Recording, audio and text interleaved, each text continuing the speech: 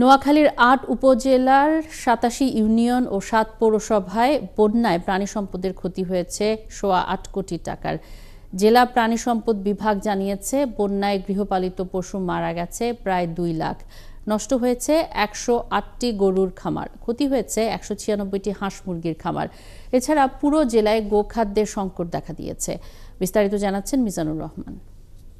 ভয়াবহ নোয়াখালীতে অসংখ্য বাড়িঘর যে বন্যার পানিতে তলিয়ে গেছে তেমনটি নয়, ডুবে গেছে নোয়াখালীর বিভিন্ন ধরনের মৎস্য প্রাণী সম্পদ যে খামারগুলো গড়ে তুলেছিলেন ছোট বড়, সেই খামারগুলো কিন্তু বন্যাতে কিন্তু অনেক খামার ৩ থেকে ৪ ফুট পানিতে তলিয়ে নিমজ্জিত হয়ে গেছে।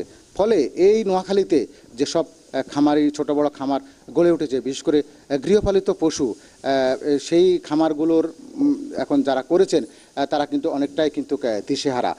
আমার কাছে নোয়াখালী জেলা পানি সম্পদ কার্যালয়ের যে তথ্য মতে নোয়াখালীতে প্রায় ৮.৫ কোটি টাকার পানির সম্পদ খাতে ক্ষতি হয়েছে এবং এ পর্যন্ত প্রায় ২ লক্ষ গৃহপালিত পশু মারা গেছেন এই বন্যার পানিতে। তার মধ্যে ২৮টি রয়েছে গরু, ১টি মহিষ, 2টি ছাগল এবং 3টি ভেড়া।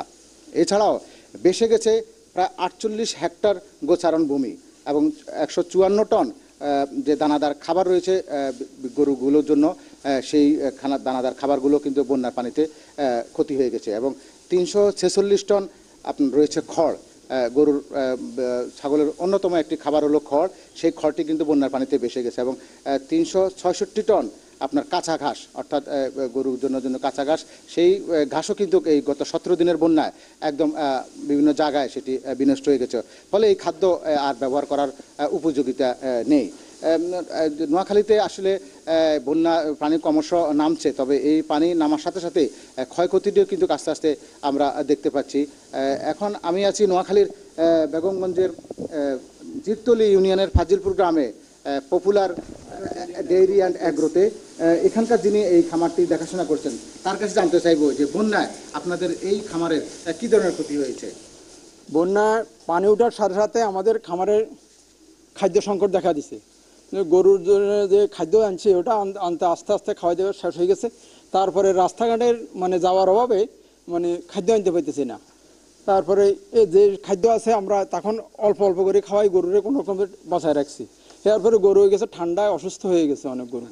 তারপরে পানি ঘরে পানি উঠে গেছে, বান দিয়া ওইদিকে বান দিয়া তারপরে পানি ইসি আমরা গরুরে রাখছি। ডেইলি 4-5-6 বার পানি ইসি গরুরে রাখতে হয়।